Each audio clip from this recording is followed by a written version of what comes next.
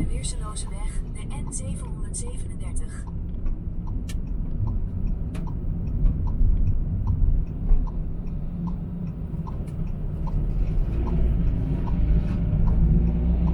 Blijf 3 kilometer doorrijden op de N737.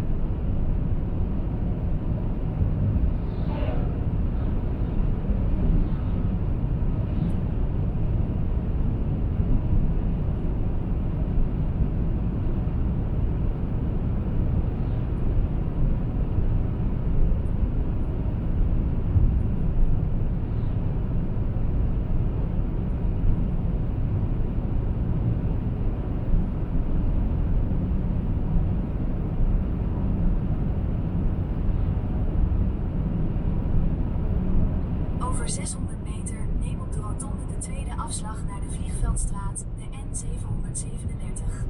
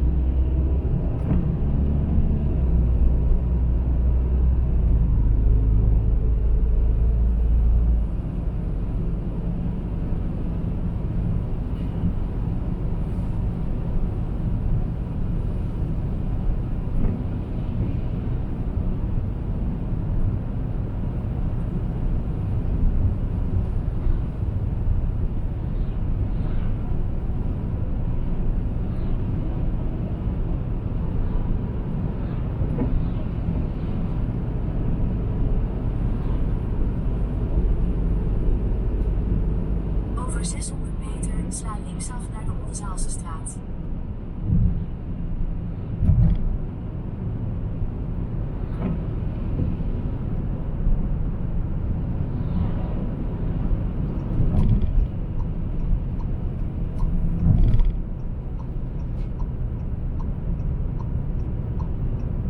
Sla linksaf naar de Oldenzaalsestraat.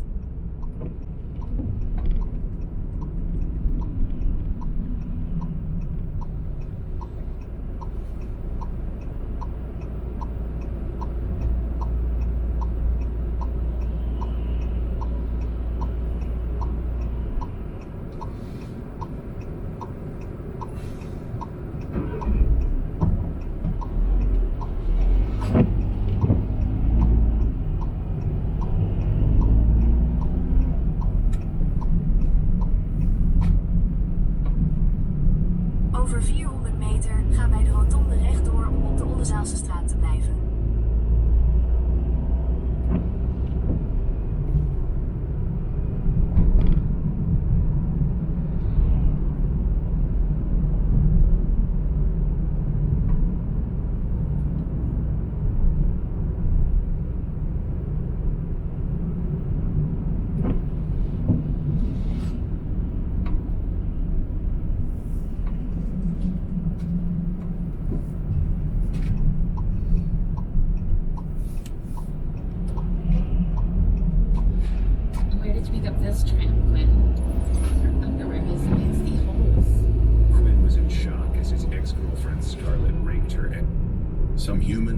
some not.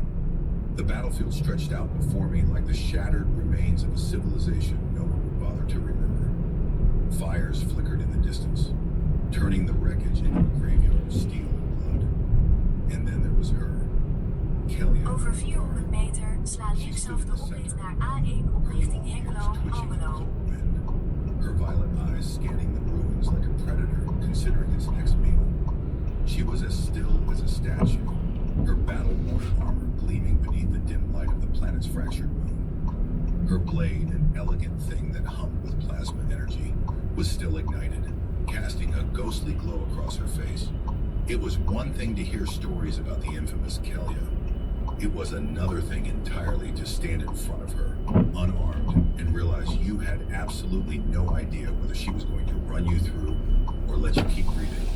"You're the last one," she said, voice edged with something I couldn't quite place. I held up my hands not because I thought surrendering would actually work, but because at this point I had very few survival options left. "Great. Love that for me." Her ears twitched again. "You're human. Last time I checked." She tilted her head, studying me with something disturbingly close to curiosity. "Then why aren't you afraid?" "Oh, I am," I assured her. "I'm just too tired to show it." Something flickered across her face, an expression so fleeting I couldn't decipher it before it was gone. Then she took a step closer, and I instinctively took a step back, my boot crunching against the rubble beneath me. She had the grace of a warrior bred for battle, the kind of fluid movement that came with a lifetime of knowing exactly how to kill anything that stood in her way. "You're the only one left," she repeated softer this time. "The rest Sla of your linksaf de is oprit dead." op naar A1. I clenched my jaw. "Yeah, thanks for the recap." She let out a breath, not quite a sigh, not quite an exhale, but something Over tired, 400 meter, something voeg human, in op de A1. despite everything she was. And then, in a voice barely above a murmur, she said, "You are the only one who understands me, human." I stared at her, blinked, stared some more. Finally I said, "Okay, that is not where I thought this was going." She frowned. "What?" I gestured vaguely. "I figured you were about to, end me, not drop some existential confession on me." Her eyes narrowed slightly, and for a second, I was pretty sure she was going to kill me. But instead, she simply deactivated her blade with a soft hiss.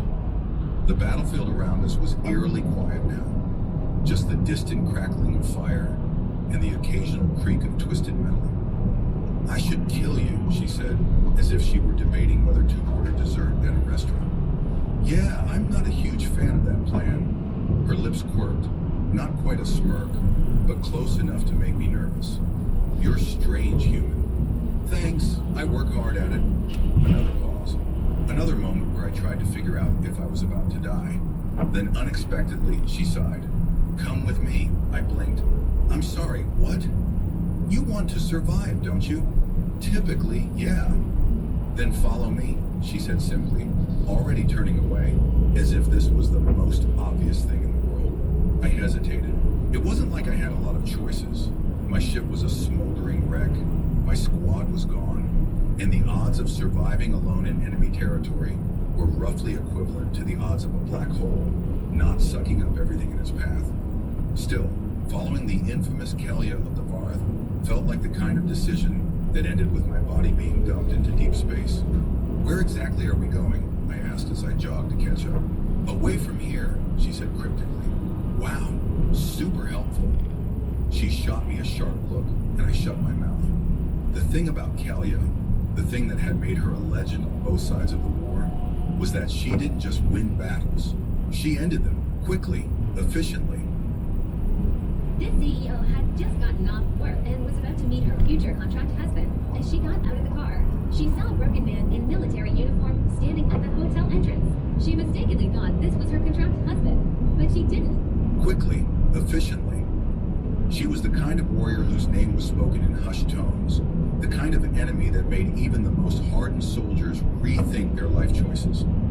And yet, as we weaved through the wreckage of the battlefield, I couldn't help but notice how tired she looked, how her shoulders sagged ever so slightly, how her steps, while still graceful, were heavier than they should have been. She was running on empty. You know, I said, trying to fill the silence. If this is some elaborate ploy to lull me into a false sense of security before you murder me, I gotta say, it's working. She huffed. If I wanted you dead, you'd be dead. Comforting. Silence stretched between us. Eventually, I dared to ask, so, that whole "you're the only one who understands me" thing, what was that about? She didn't answer right away. Instead, she stopped walking and turned to face me fully. The fires of the battlefield reflected in her violet eyes, turning them molten. I meant what I said, she murmured. You're different. Not like the others. I frowned. You don't know me. I know enough, she said simply. I wasn't sure what unnerved me more. She was leaving. Before I could press further, a distant whirring sound filled the air. At first, I thought it was just the wind howling through the wreckage. But then Kelly's ears twitched, her entire body going rigid. Drop, she ordered. I had enough sense not to argue this time. We hit the ground just as something streaked overhead. A sleek black drone scanning the wreckage for survivors. Kelly cursed under her breath. They're looking for us. Us? I echoed. Pretty sure I am the only one who's supposed to be dead right now. She shot me a look. Not anymore. Something about the way she said that sent a shiver down my spine. Because for the first time I realized that Killia of the Vareth, Galaxy's most feared warrior, was also on the run. And somehow I had just become her only ally. The problem with running for your life is that it's surprisingly exhausting. I don't just mean the whole dodging drones and trying not to die thing.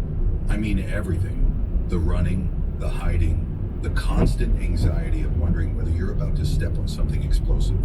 It wears on you. Not to mention my unexpected traveling companion wasn't exactly great at pep talks.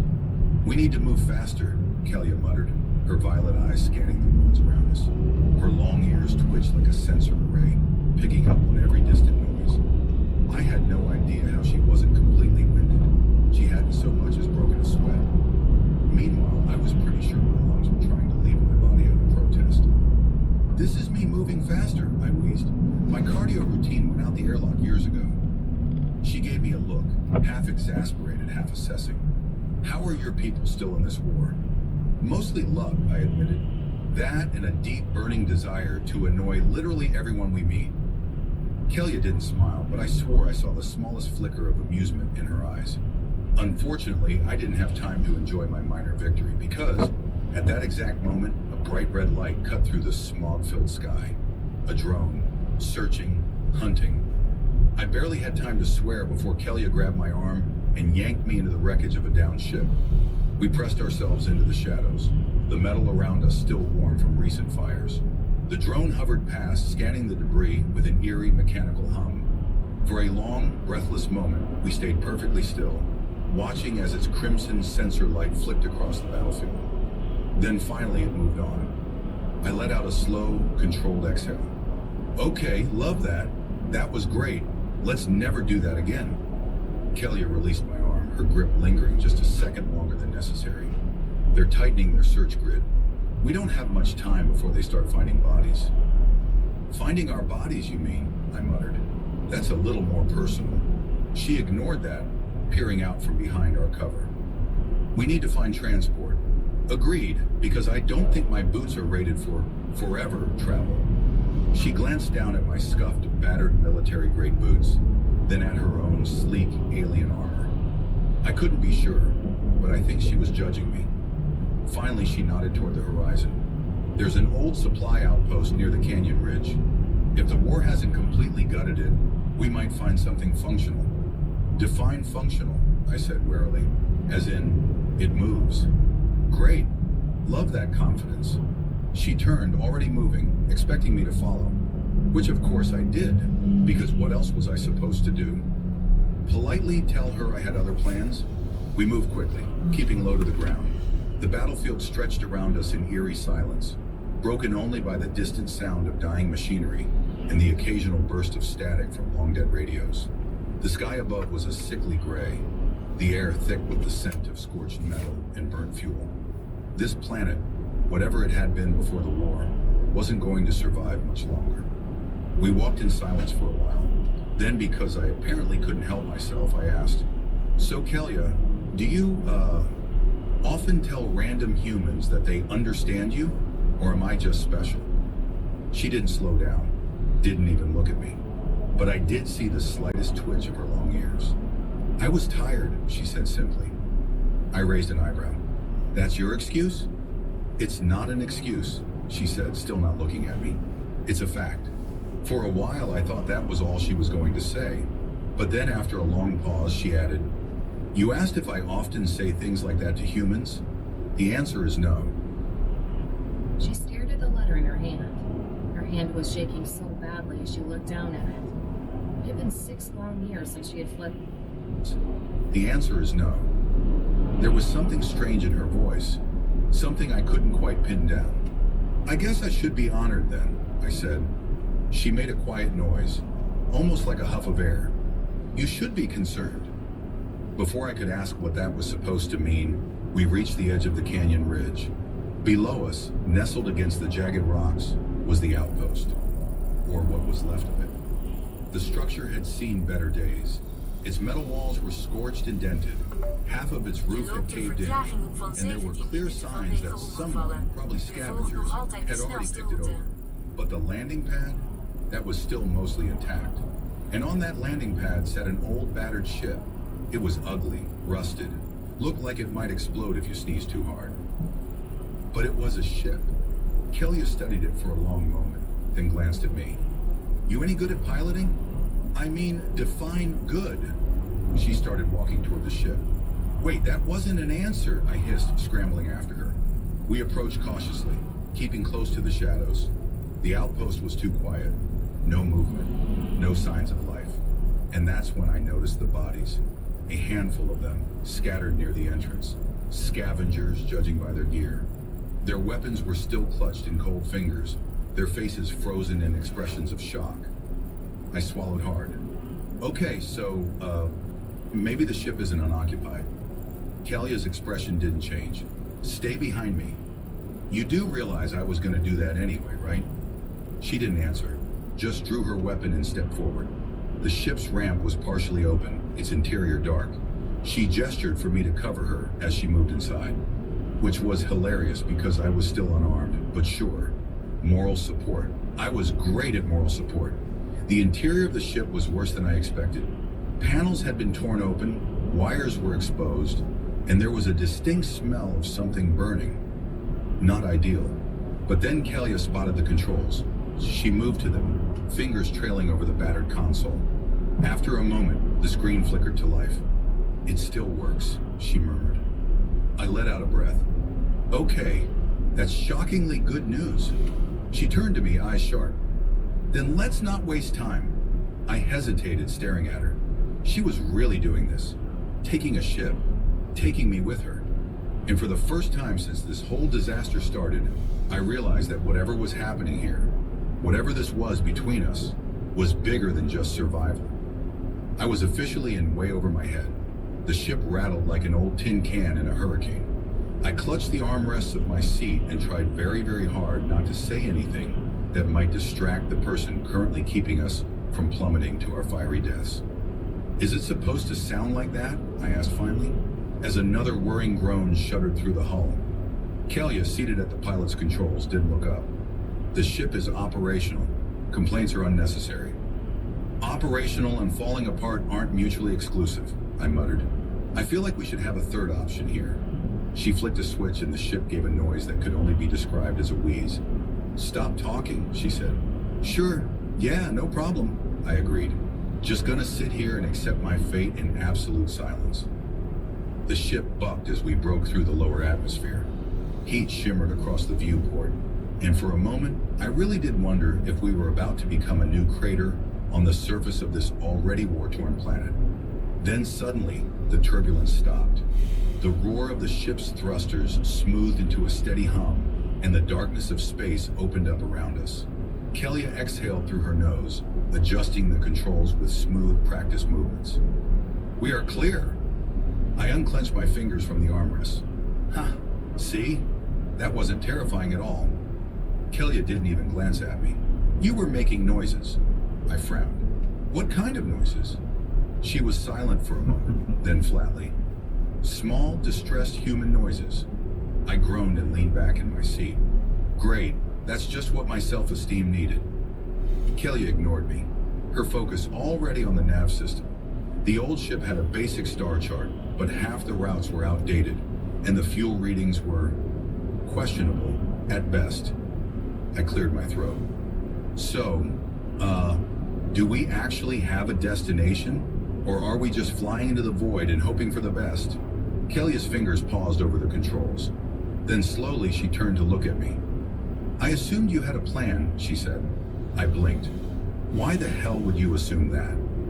You're the one who understands me, are you not? She said dryly. I gaped at her. That was your line. You're the one who said it. She tilted her head slightly, ears twitching. And yet, here you are. I pointed a finger at her. Okay, first of all, rude. Second, you hijacked this ship, which makes you the captain by default. Congratulations. I expect a steady salary and weekends off.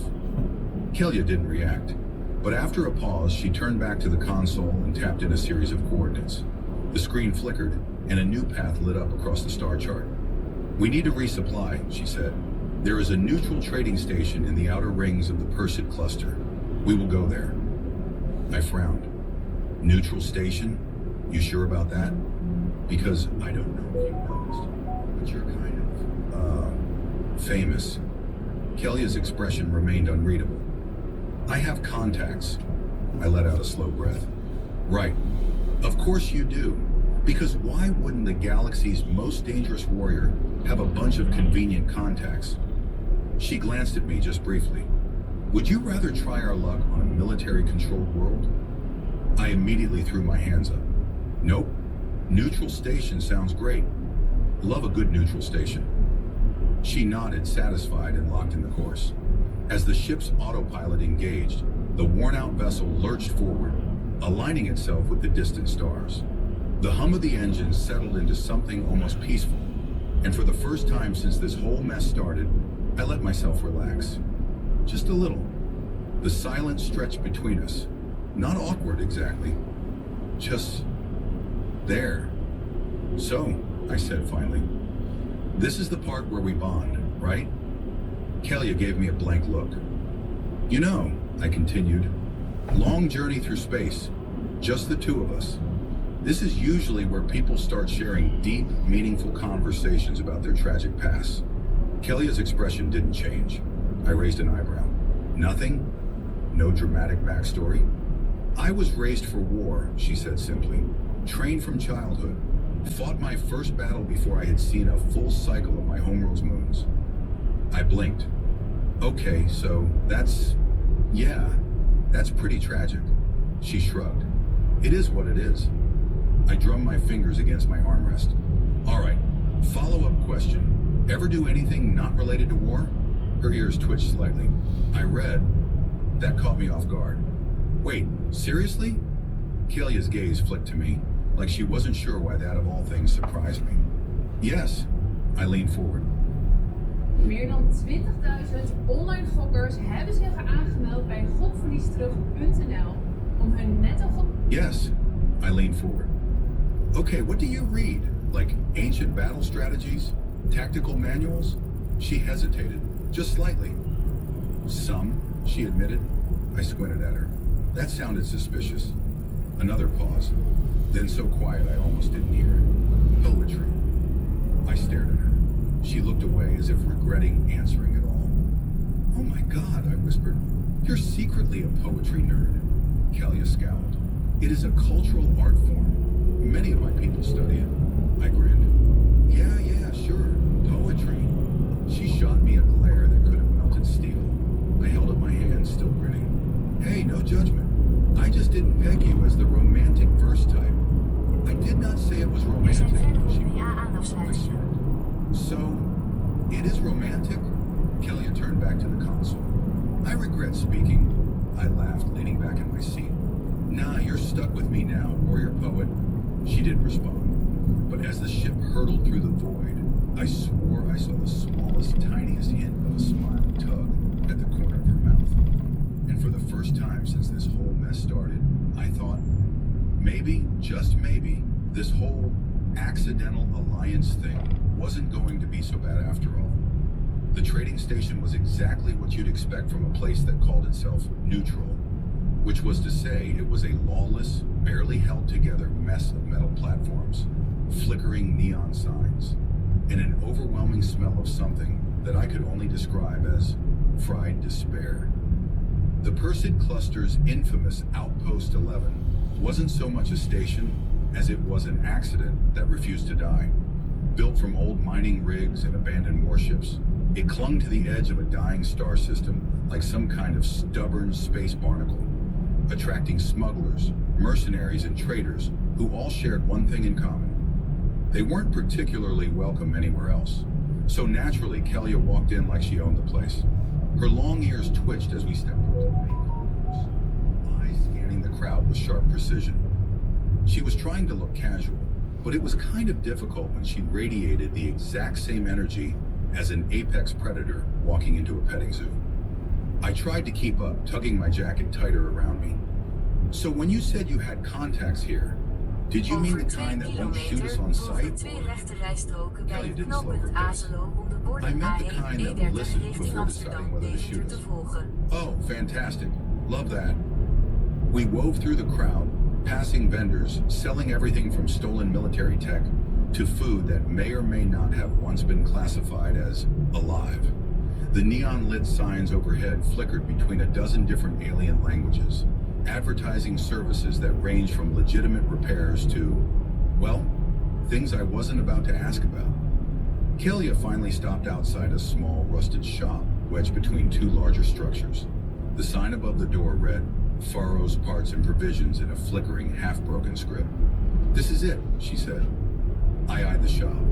Looks cozy. Kelia ignored me and stepped inside. The moment we entered, a mechanical voice chirped. Weapons must remain holstered while in Faro's. Any attempt to... Kelia reached up and flicked a switch near the entrance. The voice cut off mid-sentence. A low, annoyed groan echoed from behind the cluttered counter. I told you to stop doing that.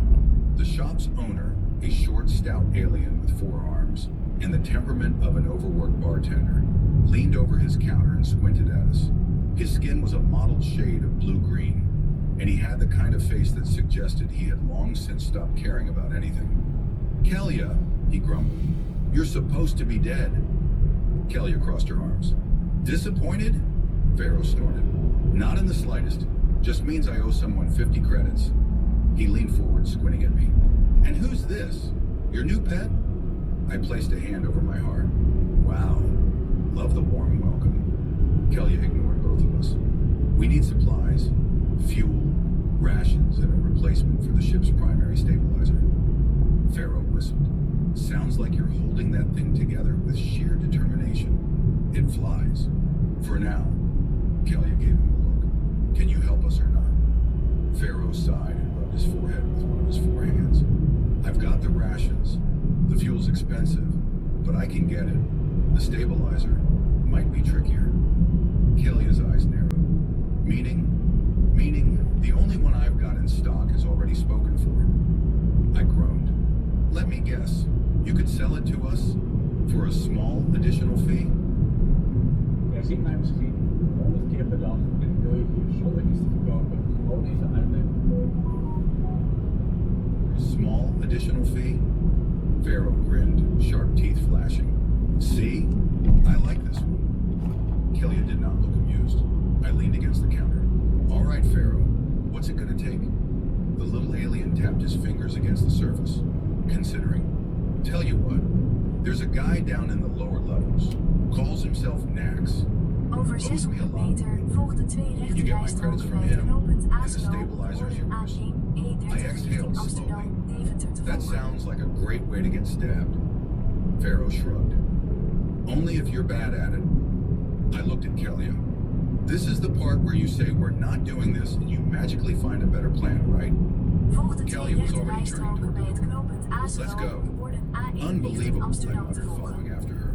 The lower levels of Outpost 11 were worse than the upper ones, which Blijf was honestly 47 impressive. kilometer The air doorrijden. smelled like burnt metal and engine grease, and the lighting was barely functional. casting everything in flickering half shadows. We found Nax in what could generously be described as a bar. Less generously, it was a leaking metal room where people drank questionable liquid out of even more questionable containers. Nax himself was a tall, wiry alien with too many eyes and not enough patience. He took one look at us and immediately frowned. "I don't have Pharaoh's money," he said. "Wow," I said. "Not even a hello?" Kelia stepped forward, voice calm but firm. "You have two choices. Pay your debt or give us something of equal value." Max narrowed his eyes. "War?" Kelia tilted her head. "There is no war." Nax snorted. "You think I'm scared of you?" Kelia didn't answer. She just reached out, grabbed the nearest chair, and, without even looking, crushed it between her fingers like it was made of cheap plastic. Nax's expression flickered. "Okay," he said slowly. "That's mildly concerning." I grinned. "You should see what she does to actual threats."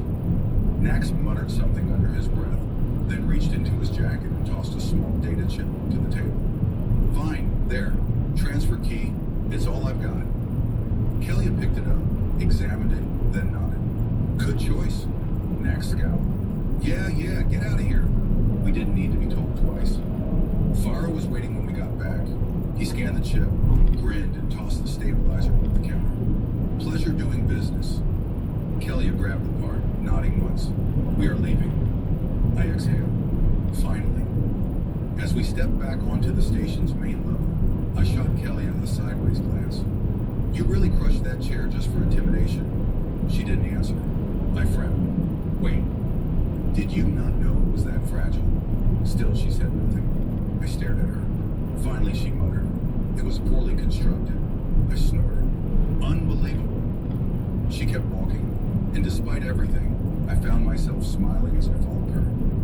The journey back to the ship was uneventful, which was honestly a small miracle given the chaos that seemed to follow Kelia and me around like a bad smell. We made it through the lower levels of Outpost 11 without being attacked, shot at, or even yelled at, which, considering we had just threatened a guy for money, was borderline impressive. The ship, as expected, was still hovering in its rather suspicious state. Suspicious because it was mostly held together by duct tape and untested optimism. But the stabilizer was in place, and that was something. The rations were stocked, the fuel tanks were full enough to keep us flying for a while, and Kelia was already muttering something about recalibrating the navigation systems. "All right," I said, settling into my seat. "So now what? Are we going to sit here and pretend everything's fine until the ship explodes? Or..." Kelia didn't even look up. "We will not be waiting for that." "Good to know." I leaned back in the chair, tapping my fingers against the armrest. "So, any idea where we're going next?" Kelia's expression remained unchanged. "We are heading to the Tempest Nebula." I blinked. "That's, somewhere between dangerous and why are you still talking about this?" She glanced at me briefly. "It is a strategic location, a place to regroup and plan our next move." "Oh, so it's like a danger zone kind of thing." I leaned forward. "You know, I was really hoping you'd say, let's go to a luxury resort on an ice planet, or something. But no, just, more danger." Kelia's eyes flipped toward me with that dangerous gleam. "If you're that uncomfortable, I can always drop you off at the nearest colony." I threw up my hands in mock horror. "And leave me at the mercy of what? A bunch of over-caffeinated farmers? No thanks. I'll take my chances with the nebula." She let out a sound that could have been mistaken for a sigh if you didn't know better. She was clearly done with me, but I wasn't going anywhere anytime soon. I glanced out the viewport, where the dark expanse of space stretched before us like an endless ocean of nothing. The stars were distant pinpricks of light, shining cold and indifferent to our existence. "So," I said after a long pause, "what's the real deal with you, Kelia? I mean, yeah, you're this legendary warrior, but why are you still here, doing this?" She didn't respond at first, her gaze fixed on the instruments before her. The hum of the ship was the only sound between us. Then her voice was almost too quiet to hear. "Because I have nothing else." I raised an eyebrow. "Nothing else?"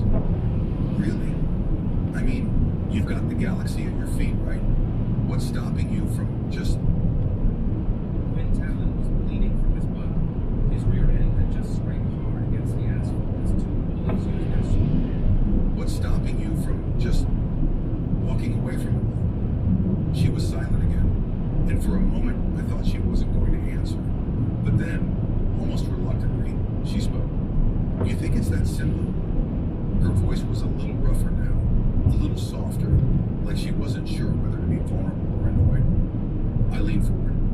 I mean, I'm not saying it's easy, but then don't, she snapped. You have no idea what it's like to be born into a life of bloodshed, to have your every breath be dedicated to a cause you didn't choose, to spend your entire existence fighting for a people who don't even understand what you've sacrificed. The rawness in her voice made the usual sarcasm feel incredibly out of place. I swallowed, feeling a little uncomfortable. Yeah, I said slowly. You're right. I don't get it. She turned her head, and for the first time since we met, I saw something like regret flash across her eyes. But it was gone in an instant, replaced by that same steely resolve. Exactly. So don't pretend you understand, because you don't. There was a long silence. I let out a breath. Fair enough, but that doesn't mean you can't still change things. You know? Her lips curled into a thin, almost cynical smile. Is that your great advice? Change things like that? She snapped her fingers for emphasis. I shrugged. What else are you going to do? Keep following the same old path? What's the point of all that fighting if you don't ever take a step back and ask why you're doing it? Kelly's gaze hardened again, and she turned away. I don't need your philosophy lessons, human. I raised my hands in mock surrender. All right. Just thought I'd throw it out there. She didn't reply, but after a while I noticed that her hands had stopped moving in such an aggressive, mechanical manner. She seemed almost lost in thought. I smiled to myself. I wasn't going to push her any further. Kelia was a complicated one, and I wasn't about to pretend I had any idea what was really going on inside her head. But if nothing else, I knew one thing for sure. We weren't finished yet. The next few hours passed uneventfully. The ship hummed along through the cold expanse of space, the stars becoming nothing more than distant memories as we made our way deeper into the nebula. Then, just as I thought we were on the verge of falling into a blissful routine of uneasy silence, the ship shuddered. I gripped the armrest. What was that? Kelia's fingers flew over the controls. A malfunction. Nothing major. We'll be fine. Then the lights flickered, and the whole ship suddenly went dark. I blinked. Kelia, you sure about that nothing major thing? She didn't respond. I stood up, heart pounding, as the low hum of the engines died away entirely. The sound of air recycling stopped. The entire ship was silent, trapped in an eerie, unnatural stillness. The emergency lights kicked on, casting a red glow over the walls, but the usual sense of safety was gone. I could see the worry in Kelia's face as she worked furiously at the controls, trying and failing to bring the ship back to life. Not good, she muttered under her breath. I stepped forward. What's going on? Is it the stabilizer? She didn't answer right away, but then, in a voice I hadn't heard from her before, one that was tense and uncertain, she said, It's not the stabilizer. We've been hacked. I felt the blood drain from my face. Hacked? By who? But Kelia's expression was already colder than I had ever seen it before. By someone who knows exactly what they're doing. And just like that, I realized things were about to get a whole lot worse. The red emergency lights cast everything in a sinister glow. The ship was silent, save for the occasional hum of a failing system, trying to keep the whole thing from falling apart. My heart was beating faster than it had any right to, and I had a growing suspicion that the only reason I wasn't panicking yet was because I was too busy trying to keep my mind from thinking about the fact that we were completely stranded in the middle of a space nebula, with a hacker messing with our systems, and nothing but an overly calm Kelia to look to for reassurance. I'm going to try something, Kelia said, her voice tight. It might not work, but it's the only chance we've got. I raised an eyebrow. That sounds promising. Not really. She punched a few buttons, her long fingers moving quickly over the console, but her face remained tight with concentration. The hack is deep.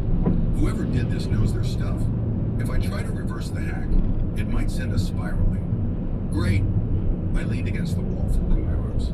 Sounds like your kind of thing. You know, the we might die, but let's give it a shot anyway kind of thing. Kelia glanced over her shoulder, and for a split second, I caught a flicker of something in her expression. Was that a smile? No. It was just a brief moment of exhaustion, nothing more. But still, I couldn't resist a joke. You know, if you wanted to spend a romantic evening in a nebula, you could have just asked. I would have gone for the luxury resort personally, but I can make do with a gripping experience like this. She didn't even acknowledge me with more than a tiny eye roll, but there was a shift in her posture, slightly less tense, less rigid. Maybe I wasn't completely useless. I waited, drumming my fingers against the wall as she worked. So, who do you think did this? I asked after a long moment, trying to keep the conversation light. I mean, we're not exactly a prime target, right? Her eyes flicked over to me. Does it really matter who did it? I opened my mouth to reply, but she was already answering herself. Number, the important part is that they have control of our systems now. They could send us into a star if they wanted to. Or worse. She paused for a moment. The ones who hack like this don't stop at just a ship. My stomach churned. So, what are we dealing with here? A big-time syndicate? A rogue military group? She shook her head. Number worse. Someone with a personal interest in seeing me fail. I raised an eyebrow. You have enemies, Kelly? I'm shocked. She looked at me again, but this time there was no humor in her expression. I've made a lot of them human. Too many, to be honest. I leaned back against the wall. Any chance they'll let us not die? Kelly didn't respond immediately. Instead, she adjusted a few more controls, muttering under her breath. Why do I get the feeling this isn't the first time you've been in this situation? I said. You seem almost casual about it. She didn't answer, just kept working, her fingers moving with precision. I let the silence stretch for a few moments before I sighed. Okay, let's do this the easy way. You're Kelia the Terrible. You've had all kinds of people gunning for you, but I'm just a regular guy. What's the one thing you need me to do right now that will actually help? She finally glanced over at me again, almost as if noticing for the first time that I was still there. If you really want to help, she gave me a look. Hold that panel steady. I need to make sure the hack doesn't corrupt the drive board. I immediately went to work, unfastening the cover she pointed to and holding the panel in place. It was a tight fit, and the panel's wiring was hot, like someone had just tried to fry it to death. But I did as I was told, trying not to think about the potential consequences of failing. Kelly's voice cut through the tense silence again.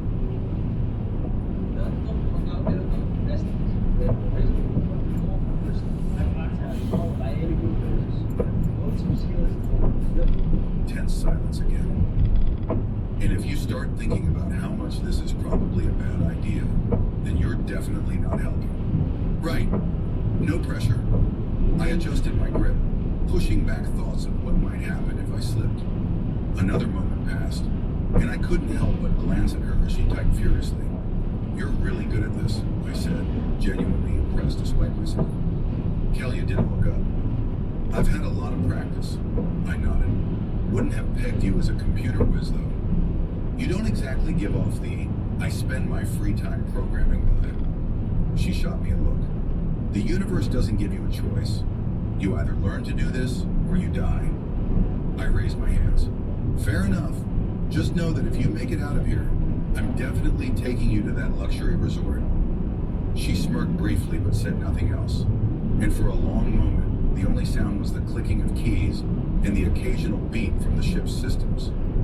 Then a low hum came from the core systems. Kelia's fingers froze. We're back, she said, voice almost triumphant. The hack's been removed. I let out a breath I hadn't realized I was holding. And the ship's not going to explode? She looked at me like I was an idiot. Not unless you touch something you shouldn't. Right, got it. Keep your hands to yourself. I took a step back, gesturing to the newly operational console. So, what now? Kelia stepped forward, her fingers dancing over the controls. Now we get back on course. The Tempest Nebula isn't far, but first, we need to prepare for what's coming. I frowned. What's coming? You're telling me we're not done yet? She glanced at me, and this time, her expression was colder than I'd ever seen. The hack wasn't a coincidence. Someone's still watching us, and when we get to the nebula, they'll be waiting. I raised an eyebrow. Well, that's great news. Do we have time for a snack before we get killed? Kelia didn't smile. I'd take it as a personal favor if you didn't make jokes about our impending death right now. I gave her a thumbs up. I'm on it. No more jokes. For now. I sat back in my seat, a sense of unease settling in my chest. The hacker had been just the beginning, and whatever was waiting for us at the nebula. I had a bad feeling it was going to be worse than anything we'd faced so far. The Tempest Nebula was, as its name suggested, no peaceful retreat. It was a swirling mass of cosmic gas and dust, luminous clouds of ionized particles lit up by the energy of dying stars, and it felt like the universe itself was about to implode at any given moment. Our ship crept through the chaos like a reluctant moth drawn toward a dying flame. The engines hummed, still feeling a little too fragile after our little hacker incident. Kelly worked at the controls with her usual intensity, fingers flying over the keys as she kept one eye on the scanners. So, I said, breaking the silence that had settled between us, any chance we'll actually survive this? Or are we just dragging this out for dramatic effect? Kelly's lips quirked, though I could see the underlying fatigue in her posture. You always have to make it sound worse than it is. Gotta keep the mood light, I said, leaning back in my seat, arms behind my head. How else are we supposed to survive if we don't find a little humor in it? Her gaze flicked toward me, the faintest trace of amusement in her eyes. I could think of a few better ways to survive. Yeah, sure, but I'm not that brave.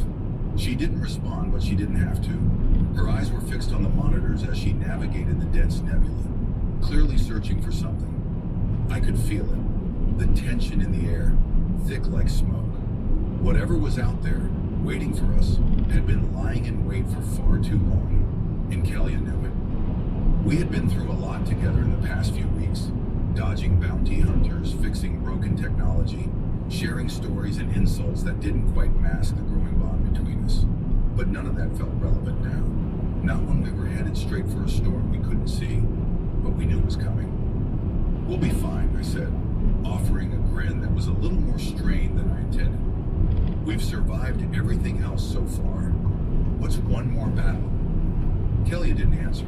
Instead, her fingers flew across the console, activating a series of defensive systems. I noticed the familiar tension in her shoulders again, the deep-rooted fear she tried to hide for so long. Are you sure about this? I asked, my voice quieter now, the joking tone falling away. Kelly didn't look up. I have no other choice. I thought about that for a moment, the weight of her words settling in. She was a warrior, one who had been fighting her whole life, fighting for a cause, fighting for survival, fighting for respect. But it had all come at a cost. I'd seen it in her eyes and the way she carried herself. Every scar, every battle had left its mark. And you still don't have a plan B? I said, half teasing. I mean, I thought you were supposed to be the expert at making impossible situations look easy. Killia finally looked up at me, her gaze cutting through the tension. My plan is to fight human. I'm not here to make friends or find easy solutions. I swallowed it for the first time in what felt like forever. I really understood her. Yeah, I get that. We were silent again, the weight of what was coming sinking in. The ship rumbled as it passed through the nebula's dense fog, and I could feel the strange hum of something close, dangerously close, just beyond the reaches of our scanners. And then, there it was, the ship. It appeared without warning, like it had materialized out of thin air. A sleek, shadowed vessel, half hidden in the swirls of gas and particles that made up the nebula. Its hull was covered in strange symbols, alien, archaic, the same symbols that Kelly had worn on her armor when we first met. That's them, isn't it? I asked, feeling a pit form in my stomach. She didn't need to answer. Her eyes, dark and intense, told me everything. It's them, the ones who want me dead. I turned toward the viewport, the realization dawning on me like a slow-motion crash. This wasn't just some random pirate or mercenary group. This was personal. Kelly had been marked, and now they were coming to collect. The other ship's engines flared to life, and suddenly there was no more space between us. The sensors went wild, and the alarms blared. Blasts of energy streaked across the expanse, slamming into our shields. We don't have much time, Kelly muttered, tapping the controls to engage evasive maneuvers. Hold on. Yeah, no kidding, I said, gripping the side of the console. I glanced at Kelly, her focus unyielding, her expression fierce, determined. She had always carried herself with a sense of purpose, but now I could see the cracks in her armor. This wasn't about fighting for her people. This was about survival. Look, Kelia, I said as the ship rocked with another hit. There's always a way out of this. We'll think of something. She shot me a glance, and I could tell that she was considering something. I don't need a way out, she said quietly. I need to finish this. Before I could respond, the other ship fired again, this time at a much closer range. The shield sputtered under the impact, and I heard the distinct sound of metal creaking. The hull was taking damage. You sure about this? I asked again, feeling my voice grow tense, because I'm starting to think we're about to be a permanent fixture in this nebula. Kelia's eyes locked with mine, and there was a flicker there, a quiet understanding. You're not getting off that easily, human. I stared at her, caught off guard for a moment. But then a grin tugged at my lips. Good to know. Guess we'll take this one step at a time. She nodded sharply, eyes flashing with fire. Step 1, stay alive. Step 1 didn't go as planned. The enemy ship had cut through our defenses like a hot knife through butter, and the next few minutes were a blur. I remember the shuddering of the hull, the way the lights flickered out again, and how Kelia never once lost her composure. Even when the odds were stacked against us, even when it felt like everything was falling apart, she kept moving, she kept fighting. And then, just when I thought we were done for, something shifted. The ship shuddered one final time. Only this time, it wasn't from an attack. The ship's systems kicked back to life, as if by some miracle, and the weapons fired back at the enemy vessel with a force I didn't know we had. We've got them, Kelia said, voice low, almost satisfied. I looked up, and sure enough, the enemy ship was retreating.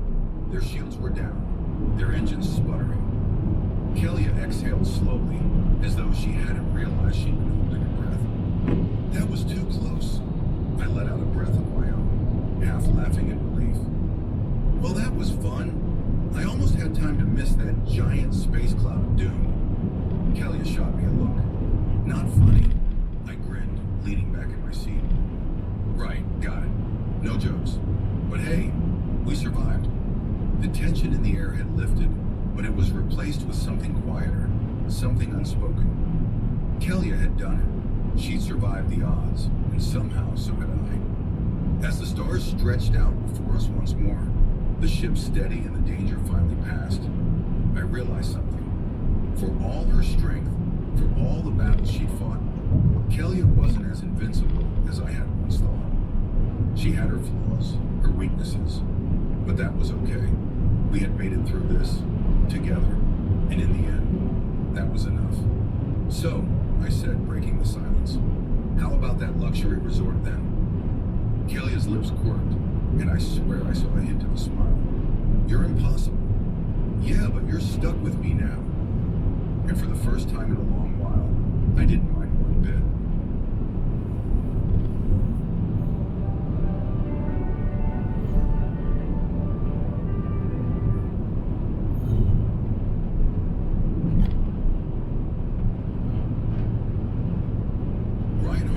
Condensation from the viewport and squinted at the peculiar fungal formation growing on a fallen tree trunk. The small purple caps pulsed with an internal light, like tiny hearts beating in synchrony. He scratched his stubbled jaw and made a quick notation on his tablet. Specimen E437, bioluminescent fungi. Rhythm suggests possible communication network. A cool breeze ruffled his hair as he crouched to collect a sample. After 3 years on Alien 7, he still hadn't cataloged half the species in his immediate vicinity. The planet's ecosystem moved and evolved at a pace that would make Earth's biodiversity researchers lose their minds. Exactly why he'd chosen to stay. Ryan secured the fungal sample in a containment unit and straightened, his knees popping in protest. At 38, his body reminded him daily of the crash that had stranded him here. The titanium rod in his left leg ached whenever the atmospheric pressure dropped, which happened frequently on this stormy world. The massive trees surrounding him creaked as their transparent leaf-like structures caught the wind. Overhead, 3 moons hung in various phases, Over 3 casting multiple kilometer, rijstrook om de afrit richting de A50 te nemen. Barometric pressure falling rapidly. Another storm approaching. Time to head back, he muttered to no one. The path back to his cabin was one from frequent travel, though the ecosystem constantly tried to reclaim it. Bioluminescent vines with thorns like fishhooks encroached from both sides, and he used his machete to clear particularly aggressive growth. Ryan crested a small ridge that offered the best view of his home. The cabin sat in a natural clearing, its walls constructed from the polymer hull panels of its crashed scout ship. The dark, semi-transparent material retained some of its original properties, humming softly with residual energy and reacting to environmental changes. Most colonists would have called for evacuation, but Ryan had seen the crash as an opportunity. No more colonial fleet regulations, no more corporate terraforming missions destroying native ecosystems. Just him, this wild planet, and endless scientific discovery. Lightning fractured the darkening sky as he approached the cabin. The first heavy raindrops struck the roof panels, which responded with soft blue luminescence and a resonant hum. The sound had become as familiar as a heartbeat.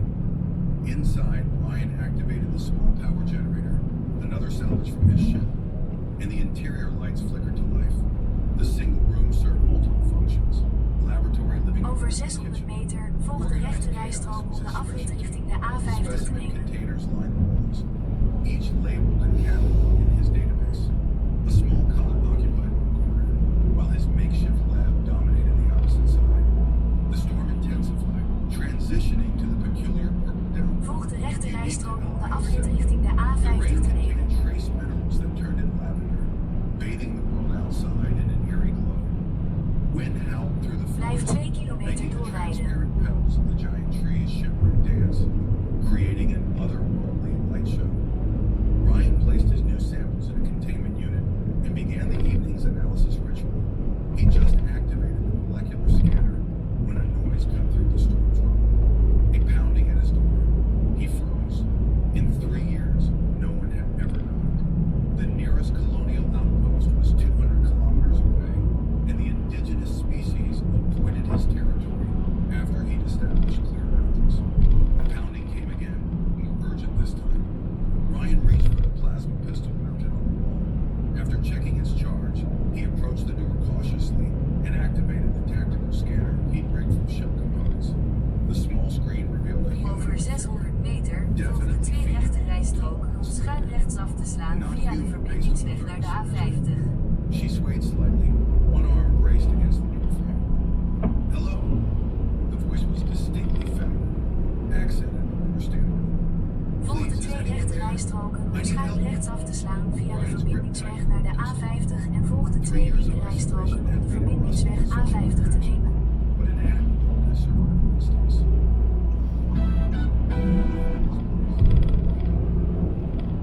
Please. Desperation. Volg de had 2 linker rijstroken om de verbindingsweg A50 te nemen. A piercing roar cut through her words.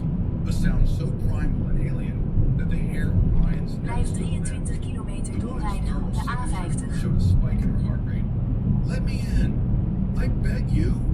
Against better judgment, Ryan disengaged the lock and cracked the door open. Plasma pistol raised. Rain immediately spattered inside, carrying that distinct mineral smell. Through the gap, he saw her clearly for the first time. She stood slightly taller than him, with skin a deep violet hue that seemed to shimmer with purplescent quality.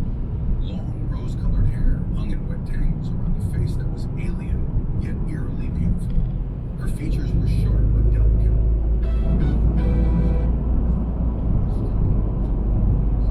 Large electric blue, with pupils that seemed to glow from within.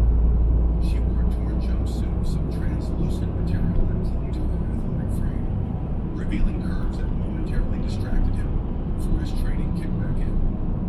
What's chasing you? He demanded, scanning the forest edge behind her. Please, she whispered, her eyes wide with terror. Let me in first. That's when he heard it. A low, rumbling growl that seemed to vibrate through the ground itself. At the forest edge, 2 enormous green eyes blinked open, floating like toxic beacons in the purple-tinted darkness. The beast stepped into view when Ryan's breath caught. The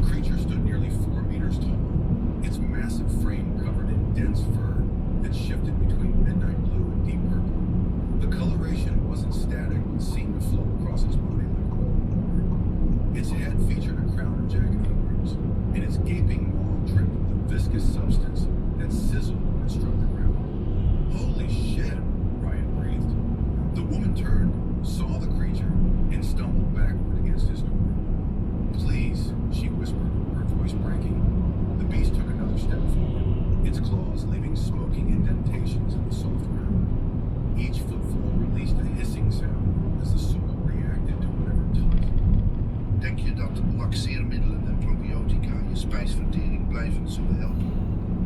Wetenschappers hebben ontdekt dat een opgebruik. Each footfall released a hissing sound as the soil reacted to whatever toxic compound coated its extremities. Ryan's mind raced. She could be bait. This could be an elaborate trap set by poachers or illegal research teams.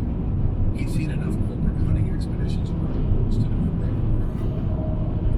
Why is it after you specifically, he demanded, still blocking the entrance? Because I'm the last of my kind, she said, her eyes meeting his. And my genetics are valuable. The creature roared again and charged, covering ground with shocking speed for something so large. Ryan made his decision. He grabbed her arm and yanked her inside, slamming the door shut, just as the beast's claws scraped against the exterior panel. The reinforced material held, but the impact reverberated through the cabin. The woman collapsed to her knees, breathing heavily, water pooling beneath her on the floor. Ryan kept his pistol trained on her, moving to check the structural integrity display he'd rigged to monitor the cabin's hull panels. Thank you, she gasped, looking up at him with those unnervingly bright eyes. I didn't think anyone would help me on this planet. Don't thank me yet, Ryan replied, his voice gruff from lack of use. I still might throw you back outside if you don't explain exactly what that thing is and why it's hunting you. Outside, the creature circled the cabin, occasionally testing the walls with swipes of its massive claws. Each impact sent vibrations through the structure and caused the panels to flare with energy. My name is Astrid, she said, still catching her breath. I'm from Lyria, though it doesn't exist anymore. Lyria? Never heard of it. It wouldn't be in your databases. It was removed from records after the purge. Ryan's eyes narrowed. What purge? Astrid pushed her wet hair from her face, revealing a series of intricate markings along her hairline that pulsed faintly with an internal light similar to the forest fungi. The colonial corporations targeted our world for resources. When my people refused to relocate, they were eliminated. Her voice remained steady when her eyes betrayed deeper emotion. Some of us were kept for research. Our bodies have regenerative capabilities that interested their biotech divisions. Another impact rocked the cabin. Ryan glanced at the structural display. The reinforced panels were holding, but the creature's attacks were becoming more systematic, testing for weaknesses. And that thing, Ryan gestured toward the wall where scratching sounds continued. A bioweapon, created specifically to hunt my kind. Asteri wrapped her arms around herself. They call it a Nexus Hunter. It tracks by genetic signature and won't stop until it completes its objective. Ryan lowered his pistol slightly and remained wary. So you're what? An escaped test subject? I was being transported to a new facility where our ship malfunctioned and crashed in the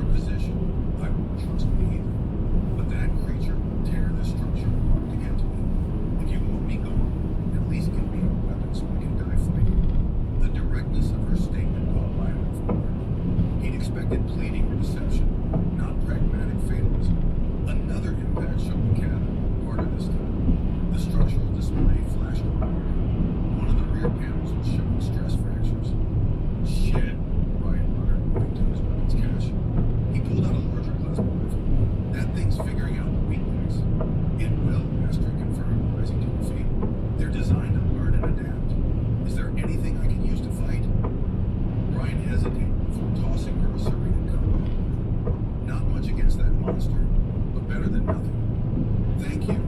She tested the blade's weight in her hand with evident familiarity. You're quite trusting for someone who lives alone in the wilderness. I'm not trusting, Ryan corrected, checking the rifle's charge. I'm making a calculated risk assessment. Right now, you're less likely to kill me than that thing outside. A ghost of a smile touched her lips. Fair enough. The cabin shuddered as the creature watched itself against the same weak spot. The panel's integrity dropped to 60%. We need a plan, Ryan said, moving to reinforce the compromised section of the spare panel. This place wasn't built to withstand concentrated attacks. Astrid approached cautiously, her movements fluid despite her exhaustion. I can help. On my world, we learned to build defenses against predators much larger than ourselves. Ryan handed her one end of the metal panel. Your world that doesn't exist anymore? Her eyes flashed. Just because they destroyed it doesn't mean it never existed. Working together, they secured the reinforcement as the creature continued its assault. Each impact less random than the last. It has my scent, my genetic signature, Astrid explained as they worked. It won't stop until I'm dead, or it is. Cheery out, Ryan muttered, securing the last one. Got any ideas how to kill it? Its brain is protected by a reinforced skull casing. The only vulnerable points are the eyes and throat, but getting close enough. She shook her head. Outside, the creature had gone quiet. The sudden silence was more unnerving than the attacks. It's reassessing, Astrid whispered. It does this. It'll try something new next. Ryan moved to the viewport, peering into the purple-tinted darkness. The creature had retreated to the forest edge, its massive form barely visible among the bioluminescent trees. Why did you choose to live like this? Astrid asked suddenly. Alone, I mean. Ryan kept his eyes on the tree line. Because people are generally disappointing. All people. He turned to face her. In the cabin's low light, her violet skin seemed to glow softly, and those markings at her hairline pulsed with a gentle rhythm that matched the fungi he'd collected earlier. Most people, he amended, especially the ones who destroy planets and hunt sentient beings for sport. A low rumble broke the momentary quiet. Not an attack this time, but a sound that vibrated through the ground itself. The cabin's floor panels resonated in response. It's calling, Astrid whispered, her face draining of color. Calling what? Before she could answer, a new sound emerged from the forest, an answering call that made Ryan's blood run cold. There's more than one, he realized. Astrid nodded, her bright blue eyes reflecting the cabin's lights. The hunters work in pairs. The second one circles while the first attacks. Her voice dropped. I've just led them both to you. Ryan checked his weapons and moved to the tactical display. Sure enough, the second thermal signature appeared at the forest edge, identical to the first. Well, he said with grim resignation, so much for a quiet night of research. Ryan grabbed his tactical pack and flipped open a hidden panel on the floor. He pulled out an electromagnetic pulse grenade, one of the few remaining from his military days. This might buy us some time, he said, tossing the metal sphere in his hand. Won't kill them, but it'll scramble their sensory systems for a few minutes. Astrid leaned against the wall, her legs trembling. Now that he looked more closely, Ryan noticed a deep gash across her thigh, the wound's edges glowing with faint blue luminescence. You're injured, he stated flatly. She glanced down as if she'd forgotten about it. It's nothing. Our bodies heal quickly. Not if that glow is what I think it is. Ryan moved to his medical cabinet. That's a biotoxin inhibiting your regeneration. I've seen similar compounds in predatory plants here. Astrid's eyes widened. You know about Lyrian physiology. I know about xenobiology. Ryan pulled out antiseptic and a durable regenerator. And I know when something's designed to keep its prey from healing. Outside, the creatures circled the cabin, their movements creating a shadowy dance across the viewports. The rain continued to fall in heavy purple sheets, the constant drumming on the roof panels creating an eerie soundtrack. Sit before you fall, Ryan ordered, pointing to his cot. Asteri hesitated, then complied, wincing as she lowered herself. Up close, the gash looked worse, the edges pulsing with unnatural light. This might sting, Ryan ordered,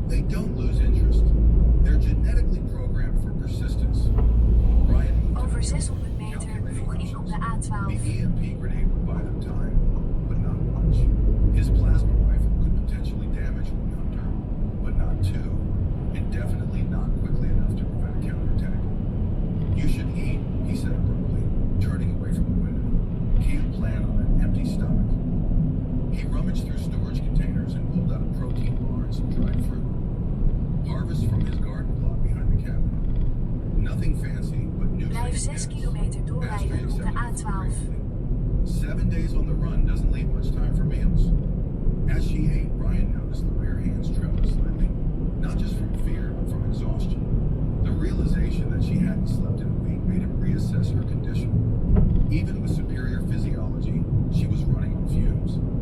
When's the last time you slept? He asked. She shrugged. I dozed for maybe 20 minutes 2 days ago. Hunters have excellent night vision. Darkness offers no protection. Ryan glanced at his small cot. It barely fit his 6-foot frame, let alone both of them. But she needed rest if they were going to survive. You should sleep, he said, nodding toward the bed. I'll keep watch. Astri's eyes narrowed suspiciously. And leave myself alone. I don't know you. Lady, if I wanted to harm you, I wouldn't have patched up your leg or fed you. Ryan crossed his arms. Besides, those things outside are the immediate threat, not me. After a moment's consideration, Astrid nodded. A valid point. She stood, wincing slightly as she tested her weight on her injured leg, then paused. Do you have something I could change into? This jumpsuit is torn and filthy. Ryan blinked, momentarily thrown by the mundane request amidst the crisis. He retreated to a storage container and pulled out a faded gray t-shirt and loose drawstring pants. Military issue, he explained, handing them to her. Nothing fancy. Thank you. She took the clothes and hesitated, glancing around the single-room cabin.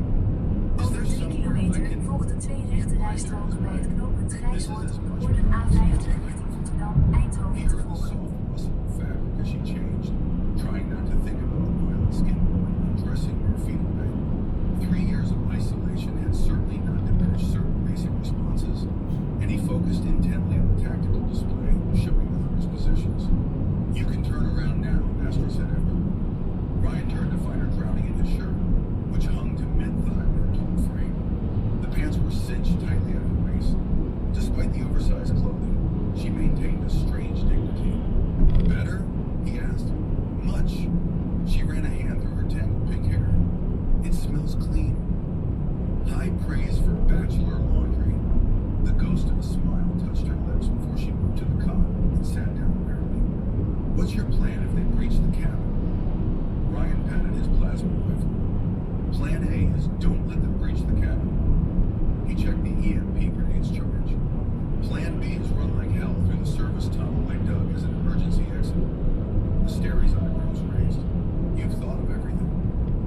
When you're alone out here, you either plan for contingencies or you die.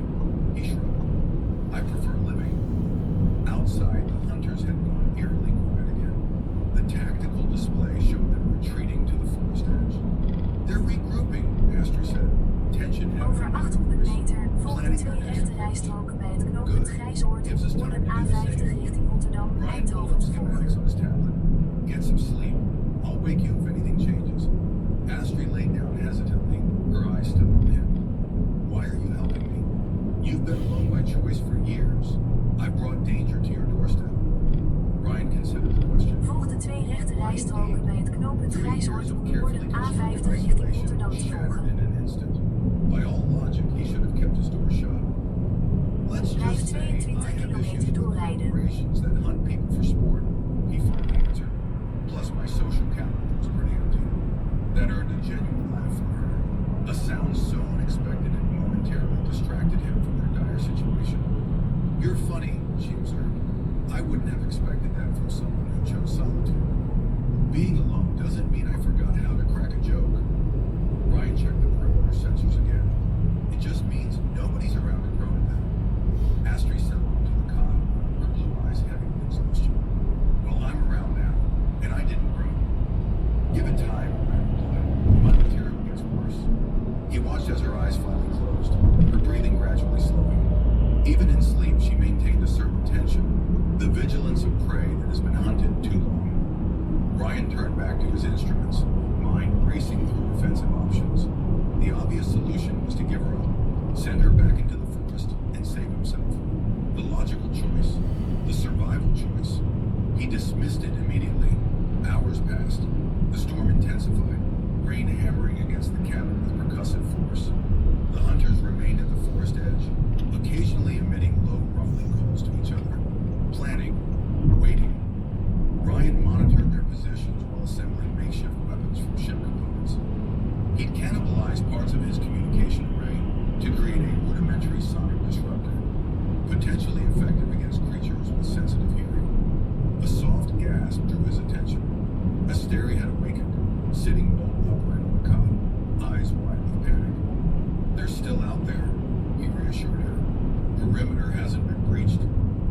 pressed a hand to her chest, calming her breathing.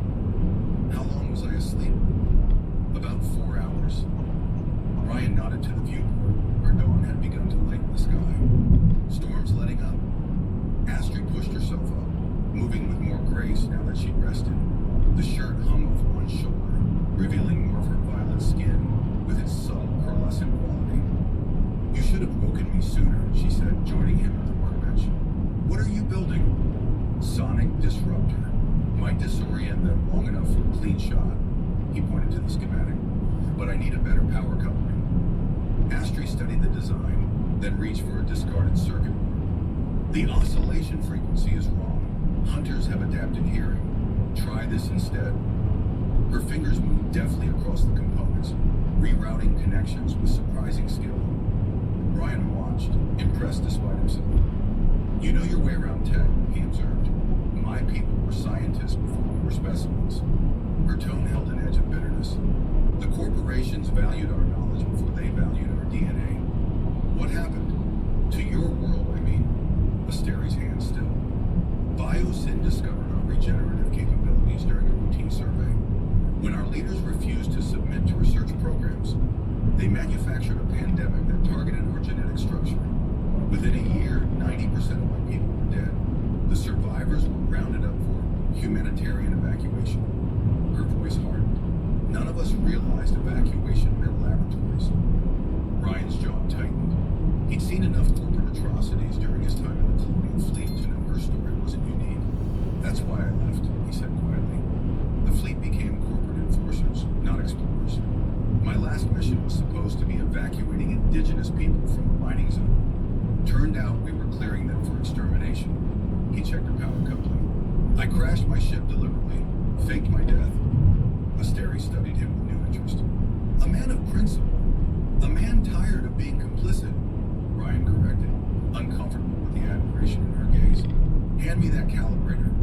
They worked side by side as daylight strengthened. The hunters had retreated deeper into the forest, but remained within sensor range. The respite allowed them to fortify the cabin's weak points and prepare defenses. By mid-morning, hunger drove them to pause. Ryan prepared a simple meal from his stored supplies and garden harvest. They ate in companionable silence, the shared labor having established a tentative trust. Why did they send hunters after you specifically? Ryan asked eventually. You said you escaped from a transport crash, but this seems like overkill for an escaped specimen. Asteri set down her food. Because I'm not just any specimen. My genetic structure contains a mutation that allows for complete cellular regeneration. Not just healing, but rebuilding. Biosyn has spent years trying to synthesize it. She hesitated. I was their primary research subject, the last of my genetic line. Ryan processed this information. So you're valuable. Very valuable. To them, I'm worth more than this entire planet.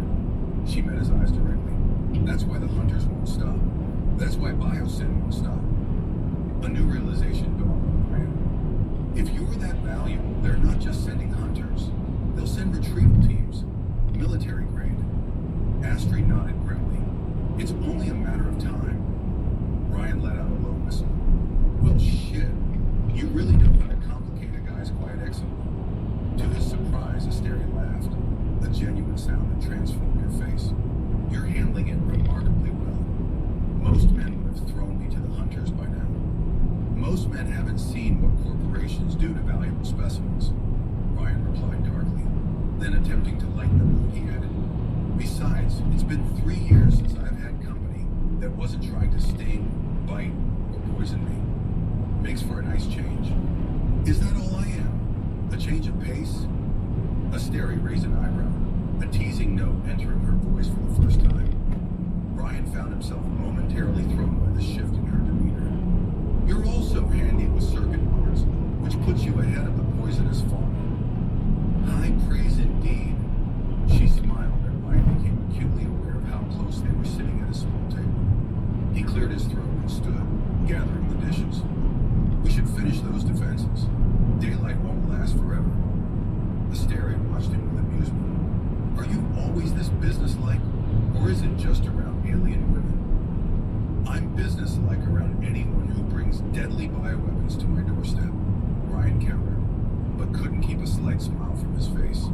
They spent the day reinforcing the cabin and setting up perimeter alarms.